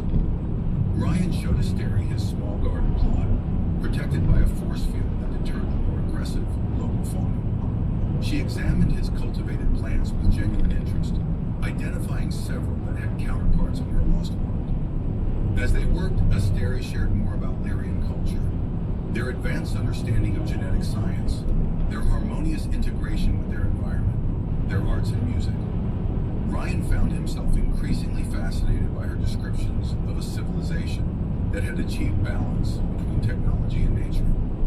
In turn, he told her about his military career, his disillusionment with Earth's expansionist policies, and his gradual adaptation to life on Alien 7. He surprised himself with how much he revealed. Stories he hadn't shared with anyone in years, if ever. By late afternoon, they had established a defensive perimeter of motion sensors and makeshift traps. The sonic disruptor was operational, and Ryan had modified his plasma rifle to deliver a more concentrated burst. Not bad for a day's work, he said, surveying their fortifications. Asteri nodded in agreement. We make a good team. The simple observation hit Ryan with unexpected force. They did make a good team. Their different knowledge bases complementing each other. Their working rhythm in sync, despite having just met. The realization was both satisfying and unsettling after years of self-reliance. As dusk approached, the sensors detected movement at the forest edge. The hunters had returned, but with a new pattern. Instead of charging, they tested the perimeter cautiously, probing for weaknesses. They're learning, Asteri said grimly, watching the tactical display. Ryan nodded. Adaptive intelligence, more sophisticated than I expected. Biosyn spares no expense on their weapons. She hesitated. Ryan, I should leave. Draw them away from your home. And go where? He challenged. You said yourself they won't stop hunting you. But this isn't your fight. It became my fight when they tried to tear down my door. Ryan checked his weapons. Besides, I've got a personal grudge against Biosyn. They were behind the mining operation I refused to support. Astri studied him, her blue eyes reflecting the dim cabin lights. You're a strange human, Ryan. I get that a lot. He glanced at the darkening sky. Night's coming. They'll be more active after dark.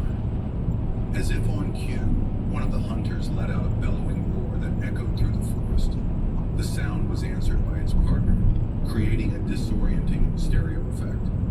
They're coordinating, Ryan observed, trying to pinpoint our position through echolocation. Astri nodded. Classic hunting pattern. They'll triangulate, then attack from opposite sides. The temperature outside dropped rapidly with nightfall, a common phenomenon on Alien 7. Inside the cabin, the thermal regulation system struggled to compensate. Ryan noticed Astri shivering slightly despite her attempt to hide it. Cold? He asked. Our body temperature runs higher than humans, she admitted. This climate is challenging. Ryan hesitated, then retrieved a thermal blanket from storage. Here, military grade. Reflects 90% of body heat. She accepted it gratefully, wrapping it around her shoulders. Thank you. The proximity sensors wailed suddenly. A hunter had breached the outer perimeter. Ryan grabbed his rifle and moved to the viewport. In the dim twilight, he could make out the massive shape prowling through his garden, crushing plants beneath its enormous paws. So much for this year's harvest, he muttered. I'm sorry, Astri said softly. Ryan shrugged. Plants can be replanted. The creature moved methodically through the garden, then approached the cabin's rear wall, the section they'd identified as structurally weakest. It sniffed the panels, then backed away. What's it doing? Ryan whispered. Assessing, Asteri replied, her voice equally quiet. They never attack immediately. They study first. Sure enough, the hunter retreated, rejoining its partner at the forest edge. The tactical display showed them settling into position, watching, waiting. They're playing the long game, Ryan realized. Siege tactics. They know I need food, water, rest. Astri's face was grim. They can outlast me. Night descended fully, bringing with it the bioluminescent glow of Alien 7's flora. The forest became a tapestry of blue and purple light, beautiful in stark contrast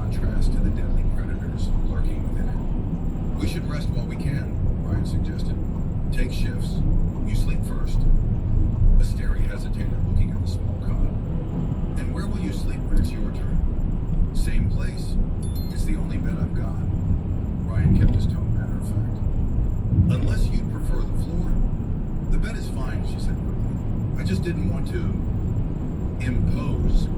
Ryan almost laughed at the thought. Given that you've brought corporate bioweapons to my doorstep, sharing a bed hardly seems like the biggest imposition. A smile tugged at her lips. When you put it that way, she moved to the cot. and Over arranged 800 the meter volgden twee linkerrijstroken om schuin linksaf te slaan en op de A50 te tracking the blijven. hunter's movements while trying to ignore the growing awareness of Asteri's presence in his personal space. Hours passed in relative quiet. The hunters remained vigilant but didn't attack. Ryan theorized they were Volg de twee conserving energy linkerrijstroken om tornadoes. schuin linksaf te slaan en op de Their A50 te blijven. return. Rain hammering against the cabin with renewed force. The temperature dropped further. Blijf The cabin's 17 heat kilometer system doorrijden strained op de A50. Ryan checked on Astrid and found her sleeping fitfully, shivering despite the blanket. After a moment's hesitation, he adjusted the monitoring system to alert him of any movement and approached the cot. "Move over," he whispered. Astrid stirred, blinking up at him sleepily. "What? You're freezing, and my shift's over anyway." He kept his voice practical. Body heat conservation, basic survival tactics. She shifted to make room, still half asleep. Ryan lay down beside her, maintaining a respectful distance while still close enough to share warmth. The cot was narrower than he remembered. "Better?" he asked, trying to ignore how aware he was of her proximity. She murmured affirmatively, already drifting back to sleep. Despite his exhaustion, Ryan lay awake, listening to the rain and the occasional distant calls of the hunters. Beside him, Astrid's breathing had deepened as she fell into a more restful sleep, her body gradually relaxing. Without warning, she turned in her sleep, nestling against him, her head finding the hollow of his shoulder as if it belonged there. Her skin radiated a pleasant warmth that contrasted with the chilly cabin air. Ryan stiffened momentarily, then forced himself to relax. This was just survival, he told himself. Practical, necessary. But as he finally drifted towards sleep with the scent of her rose-colored hair teasing his senses, Ryan knew he was lying to himself. After 3 years of isolation, the simple human contact affected him more profoundly than he cared to admit. And that, he realized as consciousness faded, might prove more dangerous than the hunters themselves. Ryan woke to sudden movement beside him. Astrid had jolted upright, her blue eyes wide with shock as she stared down at him. "What are you doing in my bed?" she demanded, pulling the thermal blanket tight around herself. Ryan blinked away sleep, his soldier's instincts bringing him to full alertness immediately. "Technically, it's my bed, and you were freezing. So you just decided to climb in while I was unconscious?" Her voice held both indignation and something else, uncertainty. "Would you have preferred hypothermia?" Ryan sat up, running a hand through his disheveled hair. "It dropped 20 degrees last night. Basic survival tactics." Astrid's eyes narrowed. "On my world, asking permission is also considered a basic tactic. Well, on my world, saying thank you for not letting me freeze to death is customary." Ryan stood, stretching muscles stiff from the narrow sleeping arrangement. "But I guess interplanetary etiquette is complicated." To his surprise, Asteri's serious expression cracked, and she let out a short laugh. "You really don't know how to apologize, do you?" "Never found much use for it," Ryan replied, moving to check the perimeter sensors. "But if it helps, I apologize for my life-saving body heat." "Apology conditionally accepted." She rose from the cot, still wrapped in the thermal blanket. "Pending verification that your motives were purely survival-oriented." Ryan glanced back at her, one eyebrow raised. "What other motives would I have after 3 years alone in the wilderness?" "You're still a man," she stated matter-of-factly, a hint of challenge in her voice. "And you're still a woman who brought deadly bioweapons to my door." He turned back to the monitors. "Forgive me if romance wasn't at the top of my priority list." The tactical display showed the hunters had moved. One remained at the forest edge, while the other had circled to the rear of the cabin. They were coordinating, preparing for something. "They're positioning for an attack," Ryan noted, tension sharpening his voice. Astrid dropped the banter immediately, joining him at the console. She stood close enough that Ryan could feel the warmth radiating from her skin. After a night sharing a cot, the proximity felt both natural and distracting. "Dawn assault," she confirmed, studying the display. They've learned our defenses are strongest at night when we're most alert. Ryan grabbed his rifle and checked the charge. We need to change the game. We can't just keep reacting. What do you suggest? We take the fight to them. Ryan pulled up a topographical map of the surrounding area. There's a ravine 2 kilometers east. Narrow entry point, steep walls. If we could lure them in and trap them, Astrid finished, her eyes brightening with understanding. We could rig explosives along the walls, cause a rock slide. Exactly. Brian pointed to a specific section of the map. If we place the charges here and here, we could bring down enough rock to bury them. It could work, Astrid agreed, then frowned. But how do we lure them away from the cabin? They're fixated on my genetic signature. Brian met her eyes. I become bait. No. Her response was immediate, vehement. Absolutely not. You have a better idea, he challenged. Yes, I'll be the bait. Astrid lifted her chin defiantly. They're hunting me, not you. Which is exactly why it needs to be me, Brian argued. I can move faster through the terrain. I know this land. And if they catch you, they'll tear you apart in seconds. Then I better not get caught. Ryan flashed her a grin that didn't quite reach his eyes. Astrid grabbed his arm, her grip surprisingly strong. This isn't a joke, Ryan. These creatures were engineered to kill. I'm aware. He covered her hand with his own, the gesture unconsciously intimate. But I've survived worse odds. Their eyes locked, silent communication flowing between them. Ryan realized with startling clarity that her concern wasn't just about losing protection. She was worried about him. The realization sent an unexpected warmth through his chest. Fine, she finally conceded. I'll help you create a decoy with my genetic markers. Something you can carry that will draw them to you without putting you in immediate danger. Ryan nodded. That could work. What do you need? Blood, she said simply. Mine. They spent the day preparing. Asteri extracted a vial of her blood, combining it with compounds from Ryan's medical supplies to create a scent marker that would attract the hunters. Meanwhile, Ryan assembled explosive charges from ship components and spare fuel cells.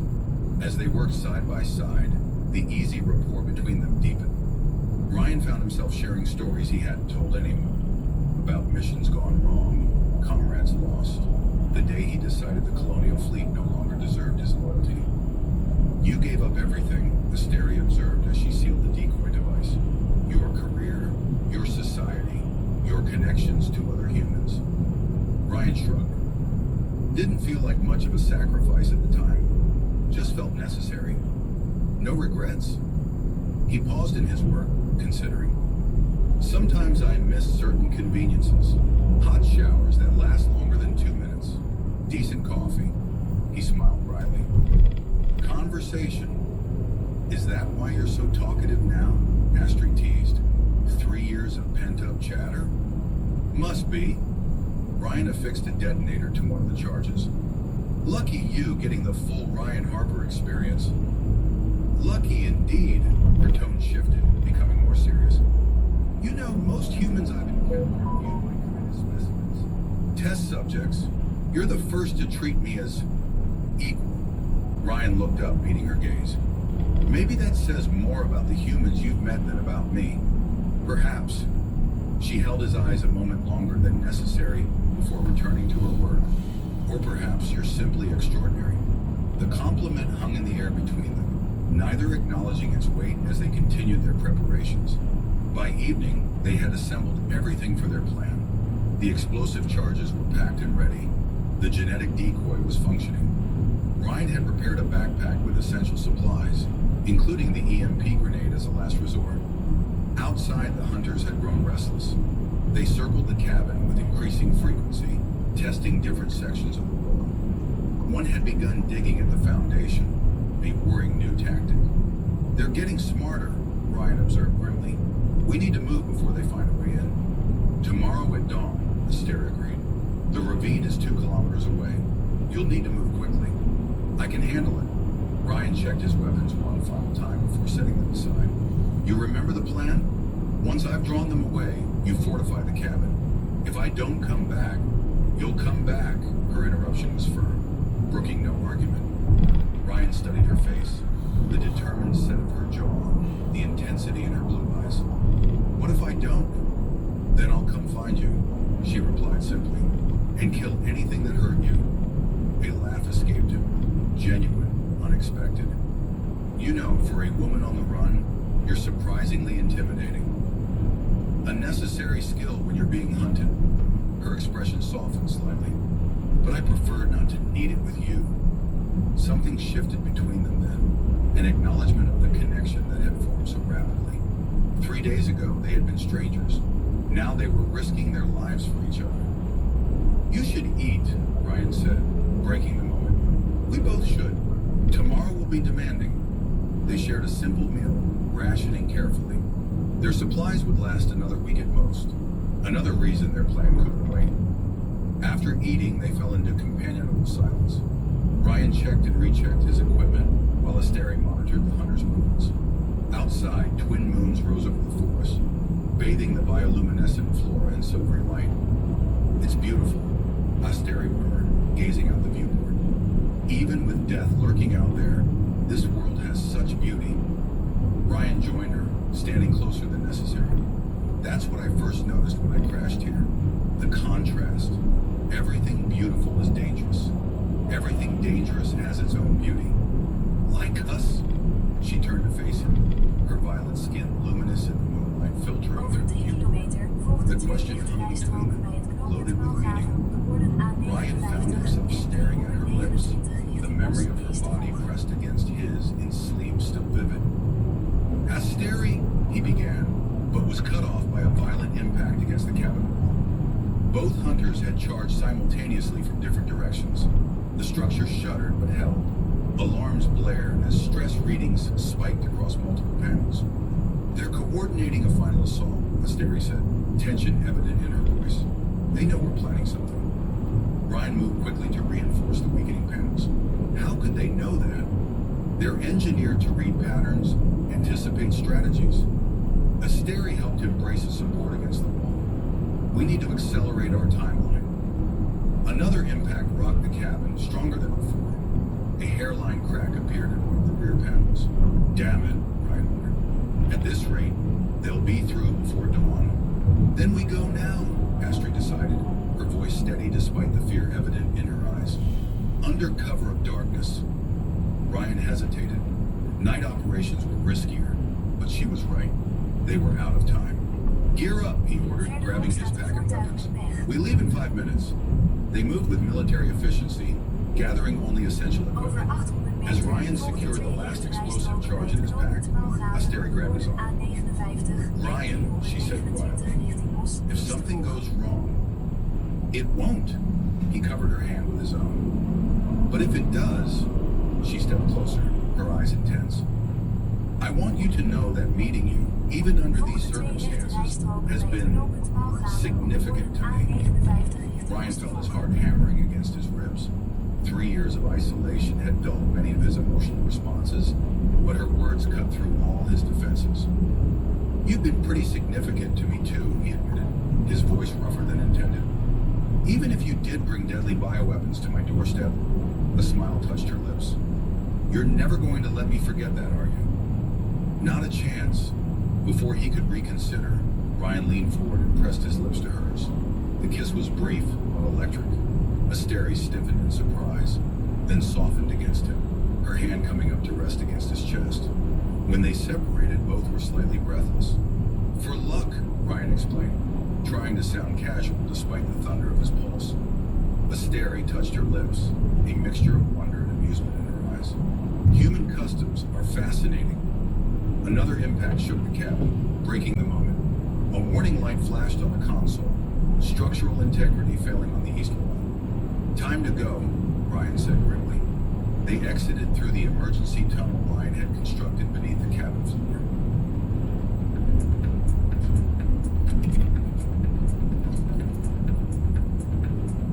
Hoeveel is jouw auto waard? Via wijkopenauto's.nl kun je daar snel en eenvoudig achter komen. Voer gewoon de gegevens van jouw auto in. And had constructed beneath the cabin floor. The narrow passage led 50 meters away, emerging in a dense cluster of luminescent undergrowth. The night air was crisp, filled with the alien sense of a lion's seventh floor. Ryan activated began emitting a stereo signature at a low level. "Remember the plan," he whispered. "I draw them to the ravine. You circle back and fortify the cabin. If I'm not back by midday..." "You'll be back," she insisted, then pulled him down for another quick, fierce kiss. "That's for luck, too." Ryan grinned despite the gravity of their situation.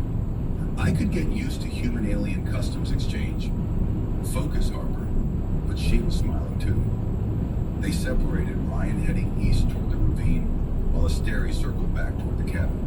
The genetic decoy pulsed steadily, its signal strengthening with each passing minute. It didn't take long for the hunters to notice. Ryan heard their roars of excitement as they detected the signature. He increased his pace, moving silently through the underbrush as the massive predators crashed through the forest behind him. The ravine loomed ahead, its steep walls visible in the moonlight.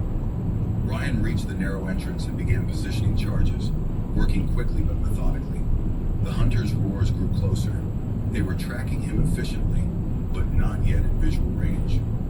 Ryan set the final charge and moved deeper into the ravine, increasing the decoy's output. The plan was simple. Draw the hunters into the narrowest section, detonate the charges, and escape through a small crevice in the opposite wall. Too small for the massive creatures, but just large enough for a human. The ground trembled as the first hunter appeared at the ravine entrance. Its massive form blocked the moonlight, eyes glowing toxic green in the darkness. It sniffed the air, then let out a triumphant roar that echoed off the stone walls.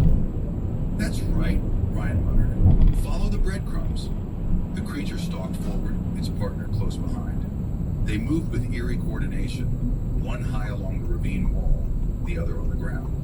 Ryan backed deeper into the passage, leading them toward the kill zone. Just as the hunters reached the optimal position, Ryan's foot slipped on loose stone. The noise, slight as it was, caught their attention. The lead hunter's head snapped up, its gaze fixing directly on Ryan rather than the decoy. It had realized the deception. The creature charged with terrifying speed. Ryan scrambled backward, fumbling for the detonator. His fingers closed around it just as the hunter lunged. He hit the trigger and dove for the escape crevice. The explosions came in rapid sequence, the charges detonating with precisely calculated force. Stone and debris cascaded down the ravine walls. The lead hunter screamed in rage as rocks pummeled its body. The second creature, higher on the wall, took the brunt of the rock slide. Ryan squeezed through the crevice, rocks scraping his back and shoulders as the world collapsed behind him. He emerged on the other side, breathing heavily, and turned to assess the damage. The ravine had partially collapsed, trapping the second hunter beneath tons of rock. But the first, the larger, more aggressive one, had somehow survived, though injured. As Ryan watched in horror, it began digging through the rubble, its glowing green eyes fixed on the crevice where he'd escaped. "Shit," Ryan muttered, backing away. He checked his rifle, nearly depleted from their defensive efforts at the cabin. The EMP grenade remained his last resort. The hunter broke through the debris wall with a triumphant roar. Blood-like fluid oozed from multiple wounds, but its movements remained powerful, determined. It sniffed the air, locating Ryan's position with unerring accuracy. Ryan sprinted through the forest, abandoning stealth for speed. The hunter pursued, its massive form crashing through vegetation, leaving destruction in its wake. Despite its injuries, it was gaining ground. Ryan's mind raced through options. The cabin was too far. The EMP grenade would only disorient it temporarily. He needed a new strategy. Ahead, a massive fallen tree created a natural bridge across a deep gorge. Ryan made for it, an idea forming. He reached the log and tested its stability. Solid enough for him, but for a creature weighing several tons. The hunter emerged from the tree line, its green eyes fixing on Ryan with malevolent intelligence. It approached more cautiously now, perhaps sensing a trap. Ryan moved to the log bridge, moving carefully while maintaining eye contact with the predator. The hunter stalked forward, wary but determined. It set one massive paw on the log, testing its weight. Ryan reached the midpoint of the bridge and stopped. The gorge beneath was deep, the bottom obscured by misty darkness. A fall would be fatal for both of them. The hunter ventured further onto the log, its weight causing the ancient wood to creak ominously. Ryan waited, timing crucial. Just as the creature reached the weakest point, where the log showed signs of rot, he triggered the EMP grenade and hurled it directly at the hunter's face. The device detonated in a blinding flash. The hunter reeled backward, disoriented by the electromagnetic pulse that scrambled its sensory systems. In its confusion, it lost footing on the log. The ancient wood cracked beneath its weight. The hunter roared in fury as it realized its predicament, claws scrabbling for purchase. For a moment it teetered on the edge of balance. Then the log gave way completely. The hunter plummeted into the gorge, its roars echoing until they faded into silence. Ryan clung to a section of the broken bridge, dangling precariously over the abyss. His grip slipped on the rain-slit wood. He reached desperately for a handhold, but found none. As his fingers lost their last purchase, a hand shot out and seized his wrist. "I've got you!" Astri's voice was strained with effort as she pulled him to safety. Ryan collapsed beside her on solid ground, chest heaving. "What happened to fortifying the cabin?" "I decided I preferred the find you and kill anything that hurt you plan." She examined him for injuries. "You're bleeding." "Worth it." Ryan sat up slowly, wincing. Both hunters are down. One buried, one took a very long fall. Asteri helped him to his feet, supporting his weight as they began the journey back to the cabin. "So much for your perfect plan?" "Hey, I improvised." Ryan leaned against her, grateful for the support. "That's what we humans call thinking on your feet." "Is that what you call it?" She rolled her eyes but couldn't hide her relief. "I call it nearly getting yourself killed." They made their way slowly through the forest. Dawn had broken, casting pink and gold light through the transparent leaves of the massive trees. The bioluminescent flora dimmed in the morning light, retreating until nightfall. "You know," Ryan said as they neared the cabin, "we make a pretty good team." Astri smiled. "We do, don't we? So what happens now?" The question encompassed more than just their immediate future. She considered for a moment. BioSyn will eventually send retrieval teams when the hunters don't report back. Then we'll be ready for them too. Ryan stopped, turning to face her. "Unless you want to leave, find somewhere safer." "Is there anywhere truly safe for me?" Astri's question wasn't bitter, just realistic. Ryan cupped her face with his hand. "We could find out. Together." Their third kiss was different from the previous two, not rushed by danger or fueled by adrenaline, but slow, deliberate, an exploration of possibilities. "I'd like that," Astri whispered when they separated. Together. 3 months later, the cabin had transformed. Ryan's engineering skills combined with Asteri's knowledge of environmental adaptation had created a sanctuary that harmonized with the surrounding ecosystem rather than fighting it. Solar collectors harvested energy from Alien 7's twin suns. A more sophisticated defense system monitored the perimeter, capable of detecting not just biological threats, but mechanical ones as well. They had expanded the living space, adding rooms constructed from a combination of salvaged ship materials and native resources.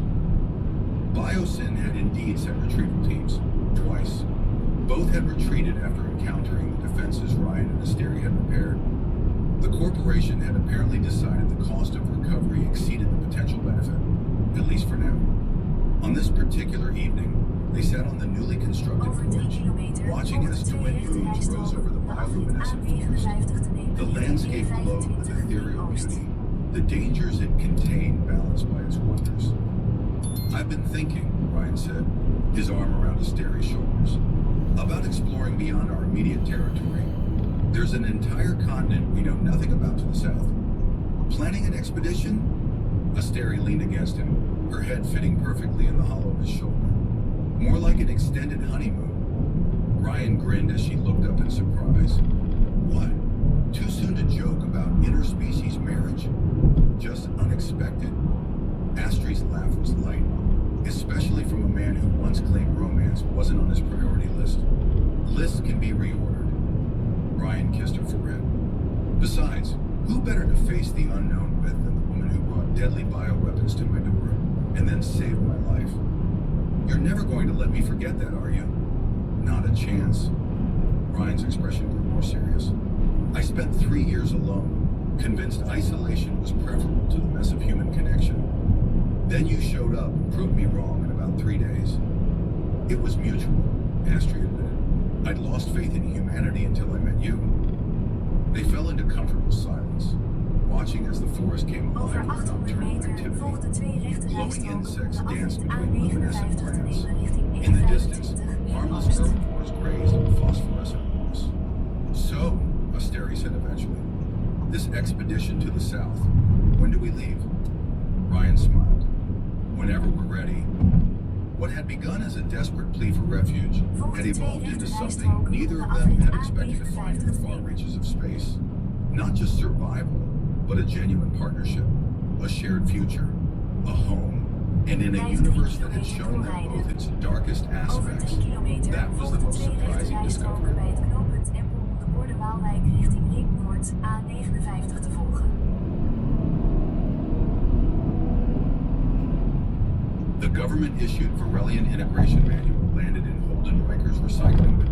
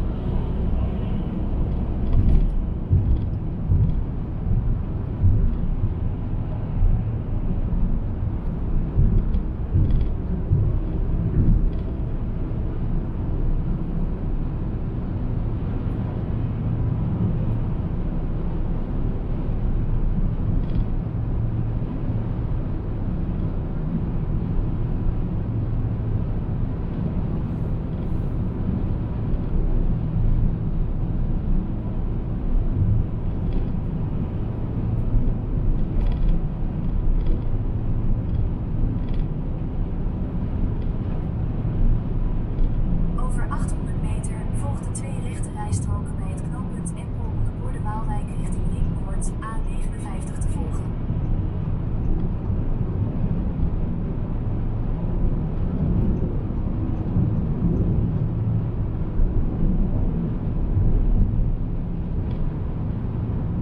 Volgden twee rechte rijstroken bij het knooppunt Empel om de borden Waalwijk richting Ring Noord te volgen.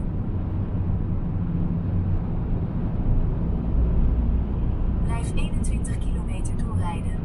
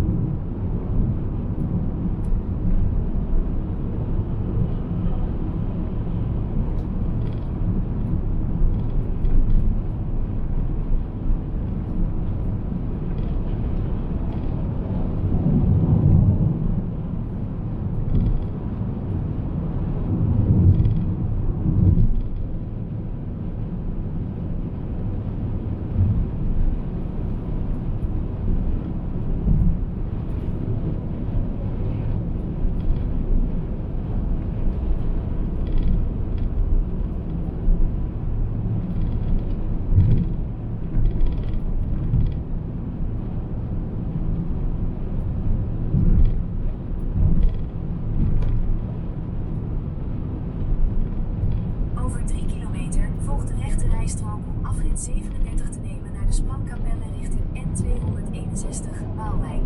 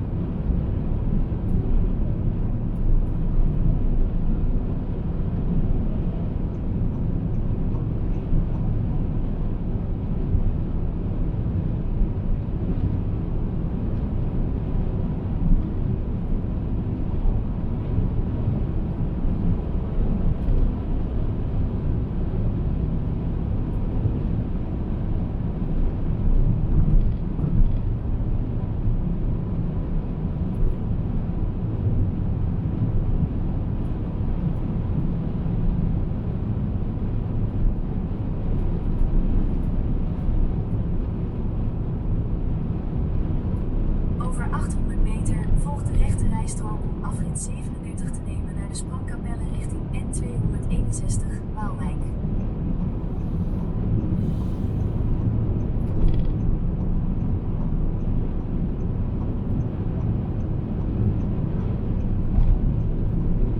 Volg de rechte rijstrook om afrit 37 te nemen en volg de rechte rijstrook om de afrit richting Industrie Waalwijk 1000 tot 4000 te nemen.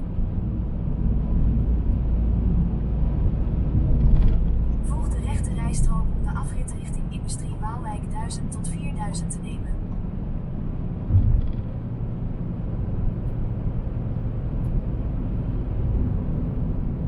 Over 300 meter neem op de rotonde de tweede afslag naar de Biesbosweg.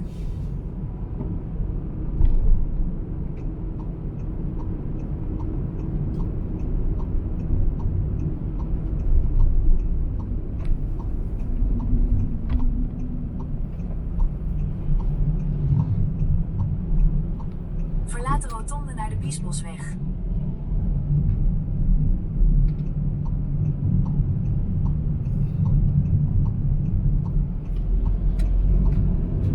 Over 200 meter neem op de rotonde de eerste afslag naar de Midden-Brabantweg.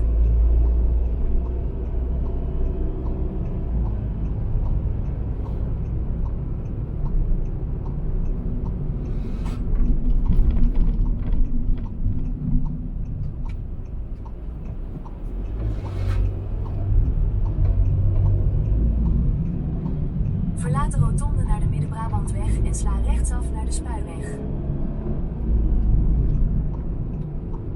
Sla rechtsaf naar de Spuiweg en je bestemming bevindt zich aan de linkerkant.